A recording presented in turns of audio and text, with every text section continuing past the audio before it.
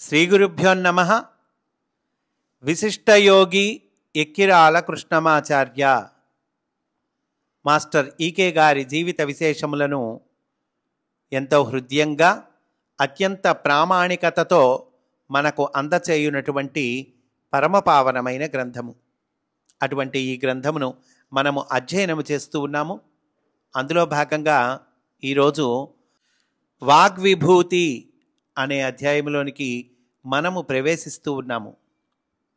Master ఈకే గారి వాగ్విభూతి విశిష్టమైనది.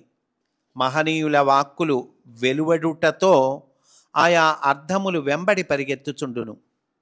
ఈకే గారి మాటలు సద్య ఫలకారులైన సంఘటనలు కొల్లలు. అంటే ఆ మాట అంటే జరిగి తీరటం అండి. అవి చాలా ఉన్నాయి అంటున్నారు. అవే ఉటంకిస్తే ఒక గ్రంథం అవుతుంది. మచ్చునకు 2 సంఘటనలు మీ ముందుంచుతున్నాను. కృష్ణమాచార్యుల వారు గుంటూరులోని హిందూ కళాశాలలో పనిచేస్తున్న రోజుల్లోని ఒక సంఘటన. కళాశాల విద్యార్థి సంఘాలకు ఎన్నికలు జరుగబోవు సమయము. అందొక అభ్యర్థి శ్రీమంతుల బిడ్డ. అతనిపై పోటీకి నిలబడినవాడు చింతా వెంకటేశ్వర్లు అనే అభ్యర్థి. ఇతడు కడుపేదవాడు, అయితే గుణవంతుడు. ఎన్నికల ముందు వచ్చి గురువుగారు ఈకే గారిని దర్శించి ఆశీర్వచనాలు కోరినాడు. వెంటనే ఈకే గారు అతనితో, నీవు విద్యార్థి సంఘాధ్యక్షుడిగా ఎన్నికవుతావు అని ఆశీస్సులిచ్చారు. అర్ధబలము అంగబలము లేకపోయినా పెద్ద మెజారిటీతో వెంకటేశ్వర్లు ఎన్నికైనాడు. విద్యార్థి సంఘాధ్యక్షుడు ఎన్నికైన తర్వాత మళ్ళీ గురువుగారిని దర్శించి మన కళాశాలలో ప్రతి శనివారము భగవద్గీత ప్రవచనాలు దయచేయవలసిందిగా అభ్యర్థించాడు. 3 సంవత్సరాలు ఈకే గారు గీతా ప్రవచన కార్యక్రమం నిరాఘాటంగా సాగినాయి. శ్రీవారి శుభవాక్యే అన్నింటికీ మూలాధారమై నిలిచింది. వారి వాగ్విభూతికి మరొక ఉదాహరణ. శ్రీ కాకొల్లు వెంకటస్వామి అను భక్తుడు గుంటూరులో ఉండేవాడు. ఆచార్యుల వారికి ఆప్తమిత్రుడు. వెంకటస్వామి అమాయకుడు, సాధుశీలుడు. ఆయనపై అన్యాయముగా ఒక అభియోగము ఆరోపింపబడగా జైలు పాలైనాడు. అతనికి జైలు బాధ కన్నా ఏ తప్పు లేకుండగానే జైలు పాలైతిని అన్న చింత ఎక్కువైనది. ఆచార్యుల వారికి ఈ సంగతి తెలియదు. అనుకోకుండా ఈకే గారు స్వయంచోదితులై జైలుకు వచ్చి వెంకటస్వామిని చూచి ఇలా సమాశ్వాసించారు. పూర్వజన్మ కర్మఫలంగా నీకు ఈ జైలు ప్రాప్తించింది. విచారపడకు, రేపు ఇదే సమయానికి నీవు విడుదల అవుతావు అన్నారు. మన్నాడు అదే సమయానికి ఈకే గారే స్వయముగా వచ్చి వెంకటస్వామిని తోడ్కొని తన ఇంటికి తీసుకొని వెళ్ళి అమ్మగారి చేత భోజనము పెట్టించారు. మొక్కబోని వాక్కు ఆ మహనీయునిది. ఒకరోజున మహారాష్ట్రలో ఇంజనీరుగా పనిచేస్తున్న ఆంధ్రుడొకరు ఈకే గారి దగ్గరకు వచ్చారు. ఆయన ఒరిస్సాలోని ఒక నగరంలో పెద్ద ఉద్యోగం వచ్చిందని, అందులో చేరమంటారా వద్దా అని శ్రీవారిని సలహా అడిగారు.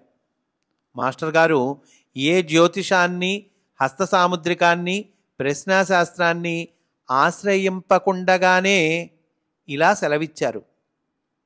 మీరు ఈ నూతన ఉద్యోగంలో, అంటే ఒరిస్సాలో వచ్చింది కదండి, ఆ ఉద్యోగంలో చేరకండి.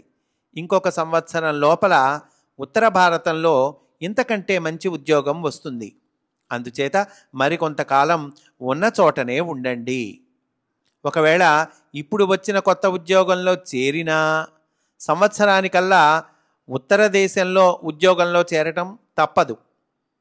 ఆ తర్వాత ఇంకా స్థలం మార్పు ఉండదు. అయితే ఆ ఉద్యోగికి మాస్టర్ గారి వాక్కుల యందు పూర్తి విశ్వాసం కుదరలేదు. ఆ కుదిరిక లేదు. అందుచేత ఒరిస్సాలో ఉద్యోగంలో చేరినాడు. సంవత్సరం అయ్యేసరికి ఉత్తర భారతంలో మంచి హోదా, వేతనంపై ఉద్యోగం వస్తే చేరి అక్కడ 30 ఏళ్ళు ఉద్యోగ విధి నిర్వర్తించారు. మాస్టర్ ఈకే గారి వాక్యే నిజమయ్యింది. శిష్యుడు గురువుని ఆశ్రయించిన తర్వాత ఆయన చెప్పిన ప్రకారం పూర్తి విశ్వాసంతో చేయాలే కానీ మనంతట మనం గుణకార భాగాహారాలు లాభనష్టాలు లెక్క వేసుకుంటే ఇబ్బందులకు గురికాక తప్పదు. ఋషివాక్కు అమోఘమైనది. మన కోరిక తీర్చడానికి అవకాశాలు అవే పరుగెత్తి వచ్చి అందవు. ఒక వివాహితకు 5-6 ఏండ్ల దాకా సంతానం కలుగలేదు. ఆమె గురుపూజలకు వచ్చి వెడుతూ మాస్టర్ గారికి నమస్కరించింది. కోరికను వ్యక్తం చేయలేదు. ఆ స్వామికి తెలియకపోవడమేమిటి? చెంతనే ఉన్న అమ్మగారిని, అంటే ఈకే గారి భార్య గారండి, ఆమెను ఒక పండు ఆమెకిమ్మని ఆదేశించారు మాస్టర్ ఈకే గారు. సంతాన ప్రాప్తి అగుగాక అని ఆశీర్వదించారు. 1 సంవత్సరం తిరిగేసరికి పండంటి బిడ్డతో వచ్చి ఆమె మాస్టర్ గారి పాదాలపై వాలింది, ఆనందం తొణికిసలాడుతూ. మాస్టర్ గారి ఆశీస్సుతో ఏమాత్రమూ అవగాహన కందని గ్రంథములు, బుద్ధి కందిన సంఘటనలు ఉన్నాయి. ఒకమారు అరవిందుల సావిత్రి, అంటే ఇది ఆంగ్లంలో మహాకావ్యం అండి, అరవింద యోగీంద్రులు వారు రచించినటువంటిది.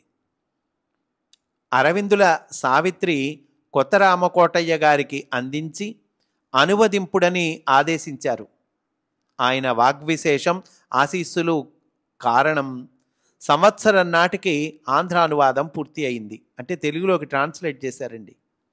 అప్పుడు మాస్టర్ గారే పాండిచ్చేరి శ్రీమాతను దర్శించి ఆమె ఆశీర్వచనం పొందిరండి, ఇక అట్టే కాలం ఆమె తనువు నిలువకపోవచ్చును అన్నారు.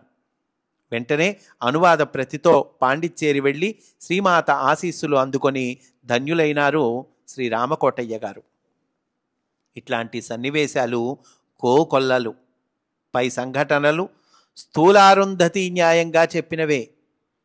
ఋషీణాం పునరాద్యానాం వాచమర్థోను ధావతి, అంటే ఋషుల యొక్క వాక్కుల వెంట అర్థములు వాటంతట అవి పరువెత్తి వచ్చుచుండును అనంటూ ఈ అధ్యాయాన్ని పూర్తి చేశారండి. మనం కూడా ఈరోజు ఇక్కడితో పూర్తి చేసుకుందాం. తరువాత ఎపిసోడ్లో భవిష్యవాణి అద్భుత లీలలు అనేటువంటి అధ్యాయంలోనికి మనము ప్రవేశిస్తాము అని సవినయముగా మనవి చేసుకుంటూ స్వస్తి. వాసుదేవా.